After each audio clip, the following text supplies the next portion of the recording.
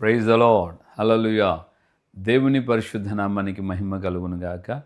క్రీస్తునందు నా ప్రియమైన దేవుని బిడ్డలని మీ అందరికీ ఉదయకాలపు శుభములు తెలియచేస్తున్నాను.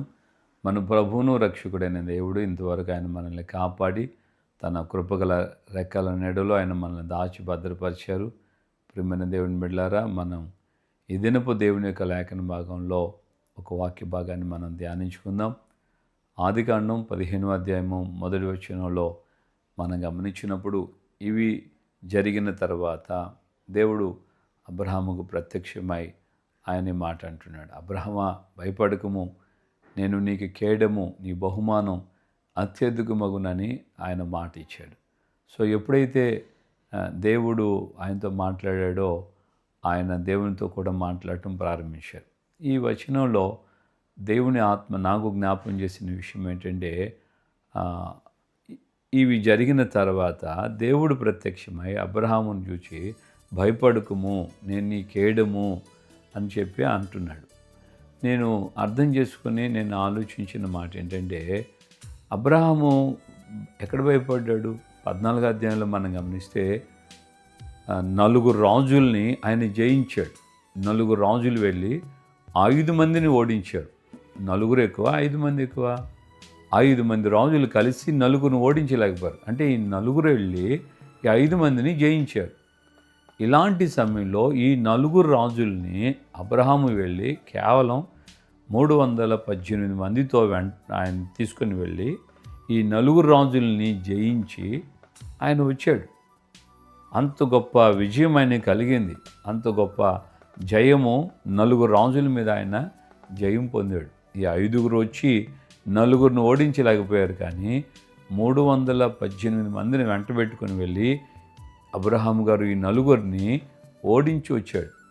ఇంతగా జయముతో, విక్టరీతో, అంత సంతోషంగా ఆ విధంగా ఉంటున్నటువంటి ఆ సందర్భంలో దేవుడు 15వ అధ్యాయం ప్రారంభంలోనే అంటాడు ప్రత్యక్షమై, భయపడుకు, నేను నీ కేడము అని అంటాడు. నాకు అర్థం కాని మాట, భయపడుతున్నట్లయితే యుద్ధం ఎలా చేస్తాడు, జయం ఎలా పొందగలుగుతాడు అని అంటే, దేవుని యొక్క వాక్యం ఇలా తేటగా చెప్తుంది. మనుషుడు పై రూపాన్ని చూస్తాడు, కానీ దేవుడు అంతరంగాన్ని చూస్తాడు. కనుక అబ్రహాముకు ఇంటర్నల్ ఫీలింగ్, ఇంటర్నల్ ఫియర్ ఆయనలో ఉంది కనుకనే దేవుడు ఆయనకి ప్రత్యక్షమై అంటున్నాడు, భయపడకము, నేనే నీకు కేడముగా ఉన్నాను. అంటే నేను నిన్ను కాపాడువాడును, నేను నిన్ను సంరక్షిస్తాను, నేను నిన్ను నడిపిస్తాను, భయపడుకో అని. దేవుని బిడ్డలారా, ఈ రోజున మనం అన్ని విషయాల్లో, అన్ని సందర్భాల్లో మనం ఉత్సాహంగా ఉన్నామని, ధైర్యంగా ఉన్నామని, మనకి ఇంకా తిరుగులేదు అన్నట్లుగా మనం రకరకాలైనటువంటి ఆలోచనలు, తలంపులు కలిగి ఉండటం సహజం. కానీ దేవుని యొక్క ఆత్మ మన లోపల ఉన్న, మన అంతరంగములో ఉన్న భయాందోళనను ఆయన తొలగించే దేవుడై ఉన్నాడు. భయముతో కూడిన ఆందోళన మనల్ని కలవరపెడుతుంది, క్రమక్రమంగా కృంగదీస్తుంది. నిజంగా దేవుని యొక్క కాపుదల, సంరక్షణ మనకు లేకపోతే, దేవుని యొక్క అభయము మనకు లేకపోతే మనము నిలబడే వాళ్ళం కాము. దేవునికి స్తోత్రం. హల్లెలూయా. సో మన దైనందిన జీవితంలో ప్రతిదినం దేవుడు మనకు తోడై ఉండి, దేవుడు మనకు సహాయకుడై ఉండి, ఆయన మన జీవితాల్ని ఆయన బలపరిచి నడిపించే నిమిత్తమై, ఆయన మానవుడు కాదు కదా, పై రూపాన్ని చూసి బాగునే ఉన్నారులే, వీళ్ళకేం తక్కువలే, వీళ్ళకేం కొరతలే అన్నట్లుగా పై రూపాన్ని చూసి వెళ్ళిపోవడానికి ఆయన సర్వశక్తి కలిగిన దేవుడు, ఆయన సర్వోన్నతుడైన దేవుడు, ఆయన నీ యొక్క అంతరంగాన్ని కూడా ఎరిగిన దేవుడే ఉన్నాడు. కనుక నీవు ఏ విధమైన పరిస్థితులు ఎదుర్కొంటున్నా నీలో ఉన్నటువంటి భయాందోళనను ఆయన గుర్తెరిగాడు కనుక వాటన్నిటినీ దూరం చేయ నిమిత్తమై దేవుడు నీకు ప్రత్యక్షమై ఉదయకాలం అంటున్నాడు, భయపడుకుము, నేను నీకు కేడమై ఉన్నాను. ఆమేన్. హల్లెలూయా. సో దేవుని యొక్క సన్నిధిలో మనము ధైర్యం తెచ్చుకుందాం, ప్రార్థన చేసుకుందాం, దేవునికి చెప్దాం, దేవా నీవు నాకు తోడే ఉన్నావు, నువ్వు నాకు అయ్యా నా అంతరంగాన్ని ఎరిగిన దేవుడివి, నా సమస్తం నీకు తెలుసు, గనుక నాలో ఉన్న ప్రతి విధమైన భయాందోళనను తీసివేసి నిజముగా మీ యొక్క ఆదరణ, మీ ధైర్యం, మీ సమాధానంతో నన్ను నడిపించండి అని మనం ప్రార్థన చేస్తే తప్పకుండా దేవుడు మనకు అంత గొప్ప కృపను అనుగురించి ఆయన మనల్ని నడిపిస్తాడు.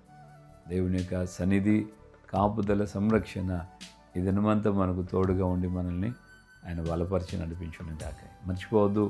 ఆదికాండం 15వ అధ్యాయము మనకు తేటగా ధైర్యాన్ని ఇస్తుంది. భయపడకము, నేను నీ కేడమై ఉన్నాను. ఆమేన్. హల్లెలూయా. ప్రార్థన చేసుకుందాము. ప్రేమగల తండ్రి, మీ పాదాలు స్తోత్రాలు. ఈ ఉదయకాలం ముందు నాయన మాతో మీరు మాట్లాడిన మీ అమూల్యమైన వాక్కుల నిమిత్తమే మీకు స్తోత్రాలు చెల్లిస్తున్నాను. రక్షకుడా, నా ప్రభువా, దైవమే, మా యొక్క ఆయా జీవితాన్ని మీరు క్షుణ్ణంగా ఎరిగిన దేవుడు కనుక మా అంతరంగాలలో ఉన్న భయాందోళనను మీరు నాయన తీసివేయ నిమిత్తమై ప్రభువా, మీ లేఖనాల ద్వారా పితరుడైనటువంటి అబ్రహామును ధైర్యపరిచిన విధంగా మమ్మల్ని కూడా మీరు ధైర్యపరిచి అయ్యా ఈ దినాన అయ్యా మీ యొక్క సన్నిధిలో మీ యొక్క కాపుదలతో, మీ సంరక్షణతో మీరే మాకు కేడమై ఉన్నందువలన మీ నడిపింపుతో మేము బలపరచబడి నడిపించబడినట్లుగా మీరు కృప చూపించినందుకే స్తోత్రం చెల్లిస్తున్నాను. చాలిందేవుడుగా ఉండి సహాయం చేసి ప్రతి బిడ్డను ధైర్యపరచండి. మనుషులైతే పై రూపాన్ని చూస్తారు, మీరైతే అంతరంగాన్ని చూసే దేవుడు కనుక అంతరంగంలో ఉన్నటువంటి ప్రతి విధమైన కలవరాన్ని, భయాన్ని, వేదనను, దుఃఖాన్ని తీసివేస్తూ మీ యొక్క నాయన సన్నిధి, సమాధానం అయ్యా నాయన నీ విడలుగా మా అందరికీ మీరు దయచేయండి. చాలిందేడుగా ఉండి కార్యాలు చేయండి. ఘనత, మహిమ, ప్రభావాలు మీరు మాత్రమే పొందమని యేసు పరిశుద్ధ నామములో ప్రార్థన చేసి పొంది ఉన్నాము తండ్రి. ఆమేన్. అని ప్రభు అయిన యేసు క్రీస్తు కృపయు, తండ్రి అయిన దేవుని ప్రేమ, పరిశుద్ధాత్మిక అన్యోన్య సహవాసము, సమాధానం ఇప్పుడు ఎల్లప్పుడూ సకల పరిశుద్ధులకి మనకును ప్రభు రాకడ పర్యంతం దేవుని చేత సంరక్షణ, కాపుదల కోరుకుంటున్న ప్రతి కుటుంబానికి తోడే ఉండి నడిపించునుగాక. ఆమేన్, ఆమేన్, ఆమేన్. హల్లెలూయా. ప్రభుపేట అందరికీ వందనాలు. నిత్యముగా ప్రభు మనకు తోడుగా ఉండి ఆయన మనల్ని కాపాడి సంరక్షిస్తాడు. ఉదయకాలము విన్న ఈ మాటలను అనేకులకి తెలియచేస్తూ అనేకుల యొక్క జీవితాల్లో దేవుని యొక్క సంరక్షణ వారు పొందుకునేటట్లుగా ఈ ప్రయత్నంలో మా ప్రయత్నాల్లో మేము చేస్తున్న ఈ పరిచర్యలో మీరు కూడా సహభాగస్వాములై అనేకులకి మీరు షేర్ చేయాలని ప్రేమతో కోరుకుంటున్నాను. కృప కలుగునుగాక. ఆమేన్. Praise lord.